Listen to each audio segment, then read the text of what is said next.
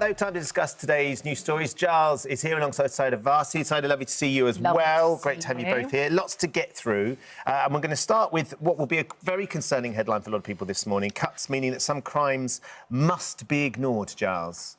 I don't think any crime should be ignored. This story has come about because Sir Mark Rowley, who's the head of the Metropolitan Police, and other senior police officers, written to the Prime Minister warning there'll have to be cuts. If there are cuts in their finances, there will be consequences. And they're saying some of the consequences will be we will not be able to pursue every crime. I'm not sure they pursue every crime at the moment. And it could be that this is simply an annual tactic to say we need more money, because everybody needs more money. My view is that no crime should be ignored, because if it's a crime, we can't begin to accept certain crimes, or that'll never be pursued. All crime, in my view, must be pursued, but inevitably the police will choose their priorities. Sayeeda? They will. And, you know, Gyles is absolutely right. This is against the backdrop of the spending review, which is the government currently deciding, or the Treasury deciding, which department is going to get which amount of money, both for day-to-day spend and for capital spend. And so if you look in the papers, there are a whole plethora of stories where every department is clearly using whatever levers they have to try and make the public case for why they should be getting more money or not have their money cut. And this is obviously part of the Home Office having its say, saying, well, if we don't get the money, then the police are going to end up with having to not investigate certain crimes. So I would say to people, don't be worried about these headlines. Let's see what happens next week. Let's see where, you know, the finances eventually end up. And with the Home Office will give the money to the police, and then the police will make their own operational decisions. And it will be based on a whole load of things, including what the government's priorities are, including what area this is in, including how much money they have. So I think this is just part of the negotiation towards the spending review. But we don't want the normalisation of low-level crime. You know, we were talking the other day about fare dodgers on buses, on the tube in London. We can't just accept that. Similarly, you know, if somebody is... You shouldn't carry your phone in the street, but if you do and somebody steals it, that is not acceptable. We can't just say that's the way the world wags now. Crime is crime. It's against the law, and people must feel they run the risk of being prosecuted. But to be fair, it's the way the world has always wagged, hasn't it? Because ultimately, if you go back a couple of hundred years, I'm sure if you walked around town with a fancy watch hanging out of your pocket, somebody would have pickpocketed it, or somebody would have taken whatever else you had. I love the musical Oliver. It's all about that. Got to pick a pocket or two, boys. Got to pick a pocket or two. As long as it's not yours. Yeah. As long as it's not mine. But I think there is a concern, isn't there? Like you say, Sayeeda, don't be overly concerned about the headlines, but there is a concern amongst the public that there is low-level crime is being sidelined already because the police don't have the resources. We've seen the proliferation in shoplifting, particularly, and how difficult that has become. And there is always victims of these crimes. No matter how small it might seem to the police, for the victim of the crime, it isn't a small thing. Shoplifting, we're all victims of it because all the prices... I think the low-level crime is more serious in a way than a raid on bullion. Stealing gold ingots affects a few people. Low-level crime affects the quality of life in your community and makes people feel apprehensive about being out and about. It just changes the nature of society. So I think low-level crime is very important. Although I think high-level crime, and, you know, we see so much financial crime that goes on in these in our country, including money that goes missing, including government money where concerns have been raised about how it's been spent. I think that level of high-level crime, which basically means that we end up with less money in the government's coffers, means we can't deal with low-level crime. So it's all connected. And I just think, you know, it's all right raising concerns about fare dodgers, but then, you know, we have to raise concerns about how governments were run and how decisions were made during the times that some of these people who are now raising these concerns, like my colleagues, are talking about fare dodgers. OK. Yeah. Let's move on to nicer news. Princess Lilibet is 4 today, and Meghan, the Duchess of Sussex, has taken to social media to wish her a happy 4th birthday. Let's take a look at the pictures of her. She shared 2 lovely photos, including one of her as a baby, and I mean, that makes you feel better, doesn't it, about the world, for sure. One as a baby and one as a grown-up girl. 4-year-old? Yeah, 4. That's the baby. Doesn't time fly? Isn't it funny? It's not until you see children growing up that you realise where the time's gone. Dear old Meghan is surrounded by controversy, always has been. When she named the child Lilibet, it was considered controversial because the late Queen, Elizabeth II, it was her family name, her pet name, that really was only used by really close family members. So it was considered, oh my goodness. I think Harry did communicate to his grandmother that was the plan. And she accepted it. And I think, in fact, I know, she said, oh, I understand they're going to call her Lily, which is a very nice name. So I think the Queen, I think, preferred Lily to Lily, but there we go. Anyway, happy birthday. But there's more news on the Meghan front. She's in a jam. She is in a jam, or rather, she's run out of it. Oh, OK. So successful has her new jam been that within 45 minutes, her as ever jam sold out. Now, she doesn't want to distress her customers. She doesn't want a backlog of people saying, we can't get the jam. We demand Meghan's jam. She's put a pause on supplies. Ooh. You've just got to wait. This is frustrating for me because I am a bit of a name dropper and I love a celebrity jam. Do you? I love a celebrity everything. I stocked up years ago on Cliff Richard's wine. Ah, yes. We've still got a few... Well, it probably was when it was... Is it the rosé? It hasn't... I think we've kept it a little bit long. It hasn't aged particularly. But with a lot of ice and... I mean, I no longer drink alcohol, but my wife sucks it up. But it's actually... The truth is, a celebrity product is rather fun to have.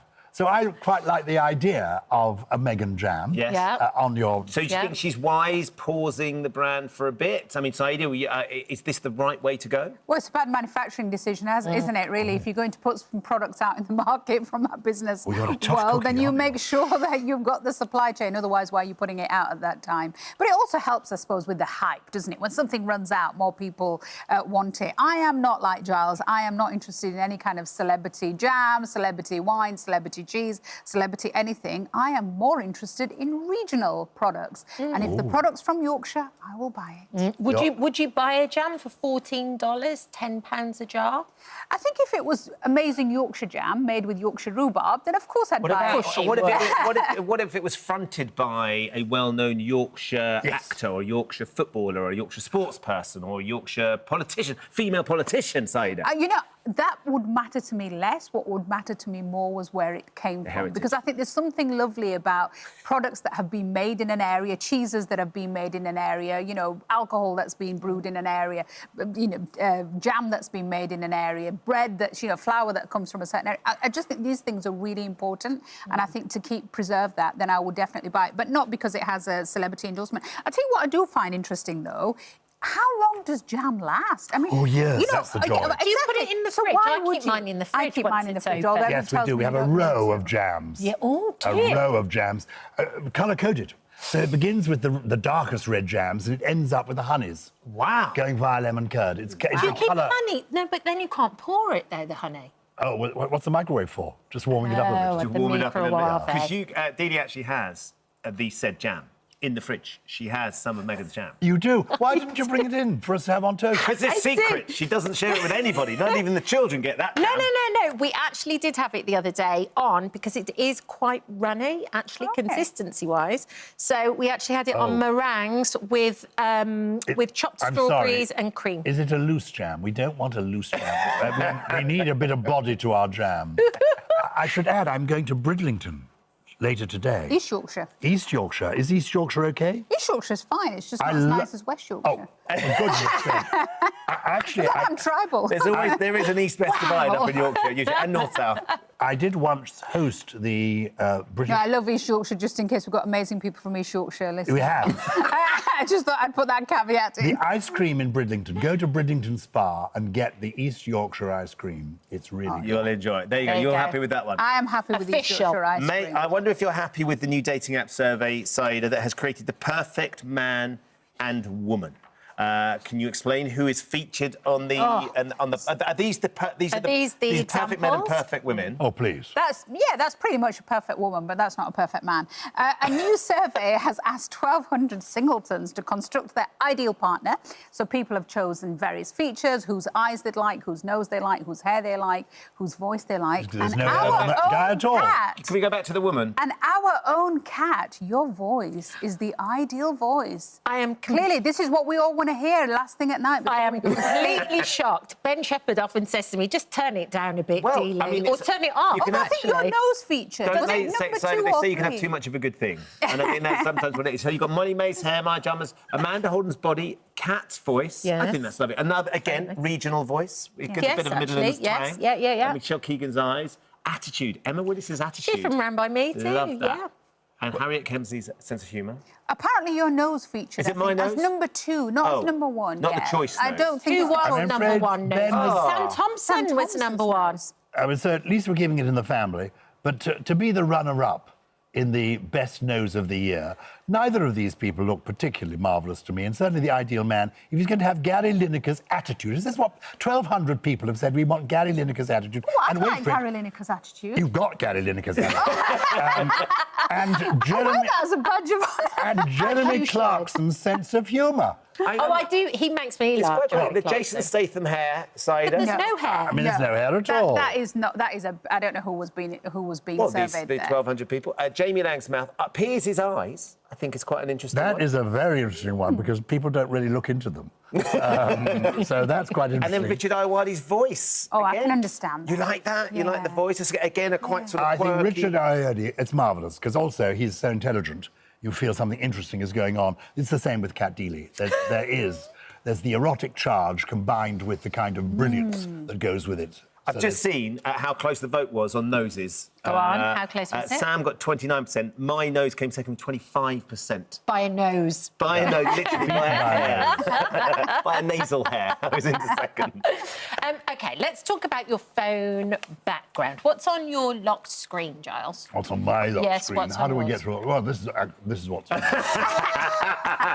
Can you show on 5? That's Giles's lock screen. So is that just to remind you not to eat John Torrode's hash browns? Is that what that's for? No. Is that like a warning? This is my wife's suggestion. She said have a role model, have somebody you aspire to, because also for our children, we have children and grandchildren, and we often talk about how we need more better male role models. Yes. And Absolutely so right. we've got this. Yeah. We've got 6 grandsons and 1 granddaughter.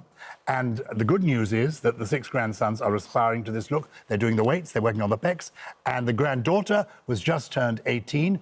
She quite fancies you too. Sounds like they've got Consistency great taste, is key. Giles. But apparently, President Trump has revealed that his phone lock screen is a picture of himself. It is, and him kind of pointing like this from 2018. Oh, Apparently. yes, it Is is. Oh, you can just see it there. Yeah, in my you hand. can.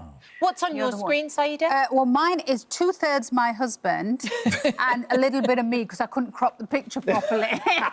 Oh, no, you're just taking a picture there, Oh, Giles, I'm so sorry. There you go. which is lovely. Yes. That's lovely. Mine are the boys. I've got a picture of Yeah, the boys. mine You're are the boys on the beach and the dog too. Apparently, what your lock screen says about you, family and kids, it means you're caring, or nurturing and family-orientated, value traditions. If it's your partner, like your Sayeeda, romantic, affectionate and committed, you are. proud of the relationship. A personal headshot, career-driven, ambitious and confident. One of your colleagues, someone needs to ask you a few questions. We'll meet at HR later.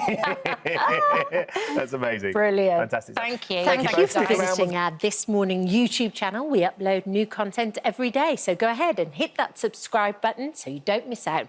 And we'll see you in the morning.